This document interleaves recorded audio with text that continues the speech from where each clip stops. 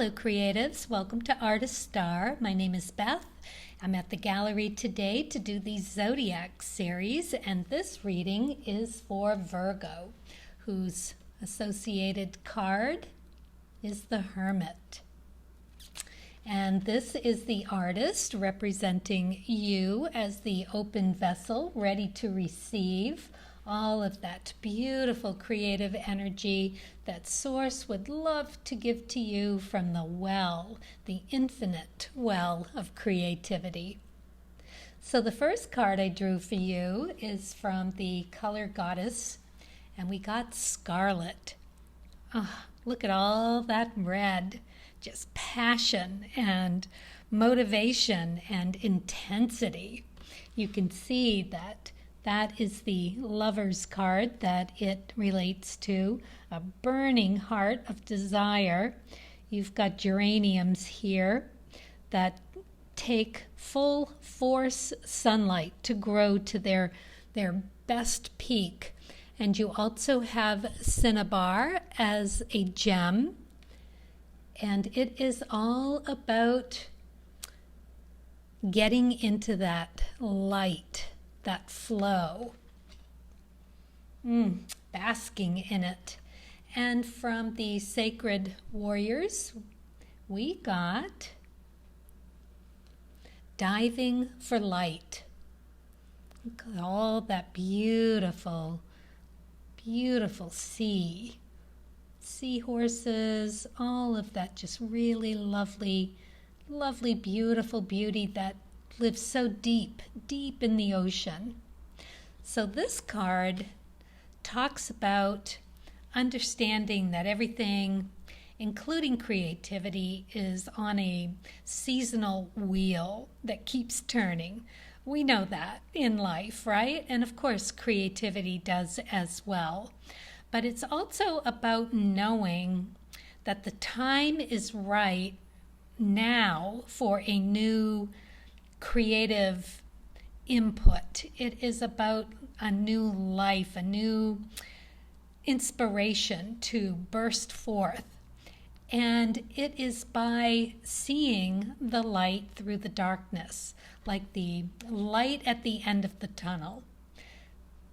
So you know there's a brilliance, it's coming, it is going to feed your soul, and you are in the passions of having that heat at your beck and call. Lovely beginning. Yes, I love this for you, Virgo. So this is a new spread. It is about strengths and weaknesses. And it is a new one that I came across on Etsy by a person named Marielle. She's got other things there that you can delve into your creativity, and you can do exercises. There are tarot spreads to heighten your awareness. So this is one of hers. And because we're asking the hard questions of what is your greatest strength and what is your biggest weakness and how to use those, I got out the Rider-Waite deck from the 70s. I figured if we're going to be asking those hard questions, we should be going to the solid deck that I have been using forever. So we've got the Rider-Waite, and then we're using the Cards of Truth as direction, and then we've got the Lenormand cards for clarity. So this pile, this is about your biggest strength. This is how you can use that strength to overcome anything limiting or obstacles. This is your biggest weakness. This is how does that weakness set me up for failure? And then it is about how to turn that weakness into a strength. So let's get started. Okay, Virgo, what is your biggest strength? Ooh, this is big. King of Cups. I know, this is about responsibility, and it's about having professionalism. It is the granddaddy card of beautiful right action. This cup is all about being generous and having that balance and to be able to do that. It is also a fixed card, so you are in it and pretty stubborn in it, which is okay. I mean, it's all good, right? And for the cards of truth, you got the King of Diamonds. This again is fixed energy. So very stubborn in the strength, very noble, very worthy, very wanting to do the right thing. It's being charitable and finding valuation with things, having an intelligence and energy, secure, being goal-oriented. It is the diamond suit, so it's very grounding. And, it is serious transformation because the kings and the cards of truth are all about transformation through sacrifice and having to do the hard work to move forward. It is also about being able to deconstruct for the better. And you get the Bear card for clarity here. Yep, the bear, as in a bear of a behavior. Brawny and bold, right? And it can be about your finances. It can also just be about the way you move through life. So that stick-to-itness, that level of nobility, that level of kindness and generosity, as well as knowing your financial situation, being able to deconstruct and create something better, more valuable, seeing the bigger picture of things, not being afraid to sacrifice is an incredibly big strength. Yes. And you hold on to it like a bear. Rock, right? So how can you take that and use it to overcome any limiting obstacles? Incredibly interesting cards we have here. You got the Hanged in reverse. So this means a few different things. In the old deck here, it is overcoming of bad events. It's favorable results. But it's also, in the more recent or added meanings to this, is it's about not being able to see through the obstacles. So having it be something you could use to get through an obstacle is that this way of seeing things, the strength, works for you in that you just turn a blind eye. Just turn a blind eye to what you don't want to see. And you got the King of Spades. So this is a very strong card as well. This is the ultimate revelation card. This is a life of deconstructing, a life of deconstructing to get on a higher vibration of you. It is moving from something that you have to overcome into something that is a bigger self-empowerment. It's really pretty serious transformation time. So this has gotten you far, that way of thinking. And it's no wonder you hang on to it and use it the way you do in order to create whatever it is you're creating.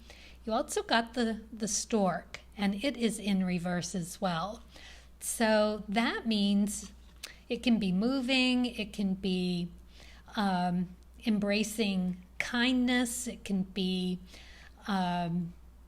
promising delight when it's in the upright position. So when it's in the reverse, like it is here, it's about being held back a little bit, about being too fixed, too rigid in your obstacles, of trying to get around them. So yeah, this is a very interesting strength to have. On one hand, it works incredibly well for you, clearly, and on the other hand, it limits you ever so little, even though you get what you want. And I say that because the weakness, I think, lies within that strength. Because the weakness is, your biggest weakness here is the Wheel of Fortune. Just about life coming around and around and around, just as we were talking up here of everything having a season. It being, a dry time, a fertile time, a contemplative time, a time to just enjoy. And that's the Wheel of Fortune. So it's success after failure after success, right? And connecting to that. So you know it's here, and when you do connect, it works for you, but you're almost your own worst enemy when it's time for the wheel to turn and to make that connection of the heart. And you got the tree, which speaks of health and emotional as well as physical, but in this case, it's about the emotional connections. So in order for this creative strengths and weaknesses to really have that ultimate connection for you, it's something that you need to work through for when that wheel turns, when it's going from one season into the next. Yeah, you can't always push through like a bear, right? You just can't. It doesn't always work. And this is talking about when it doesn't. So the Two of Hearts is about making those emotional connections and having that groundedness on the emotional groundedness in the in-between. It is moon energy, water energy, and yeah, so it's more fluid. It's more of a cardinal energy or immutable energy rather than that fixed energy of king, king, king. It's pretty interesting here.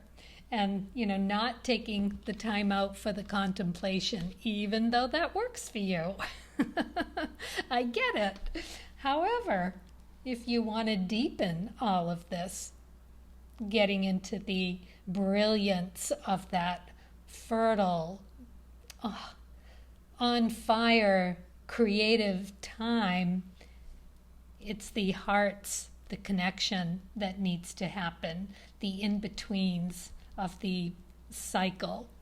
Okay, so how does it set you up for failure, not being able to make this connection? So we got the Five of Pentacles. Yeah, right? We all know this card. Material problems, failure, errors, not being able to get where you want to go, feeling very stuck and limited and held back. And yeah, you've got your alliances, of course, and that's what this, you're not alone, right? You're not alone in it, but it is searching for that next concrete, viable, valuable lesson or material or money or a skill or, yeah, so it holds you back. You would benefit greatly if you could make this connection deeper on that emotional level that's more fluid and less rigid. Not that that's a bad thing, because clearly having that stick-to-itness and understanding yourself, and we did say charitable, right? It's charitable and it's giving and it's all loving And it's knowing the value in all of that and how to deconstruct to get that value. Clearly, this process for you works. However, it can work better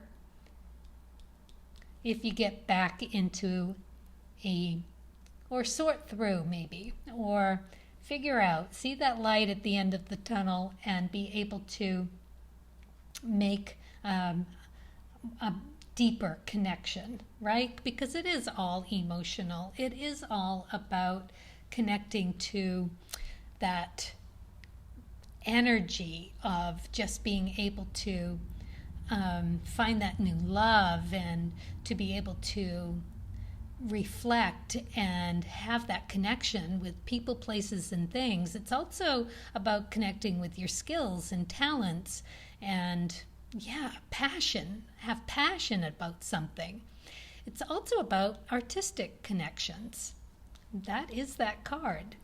Okay, so enough about that and the pentacles. We know, of course, if you're not going to make that connection on a deeper level, you're gonna be losing out. So that's how it sets you up for that kind of failure.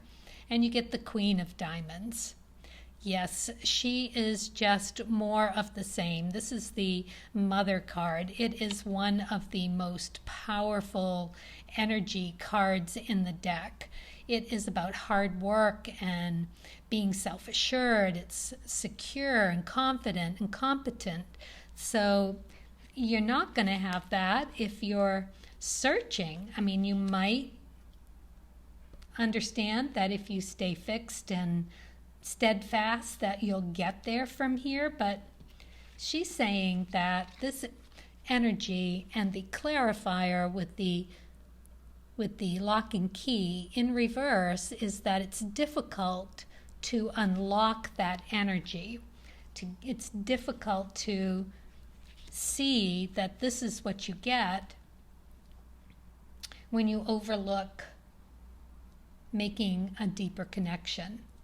Okay, so the final outcome card here is, how can I turn it around? How do I take this weakness? How do I do it? How do I make that connection? What do I need? Okay, to stay out of this, right? To, be able to make a connection on a deeper level.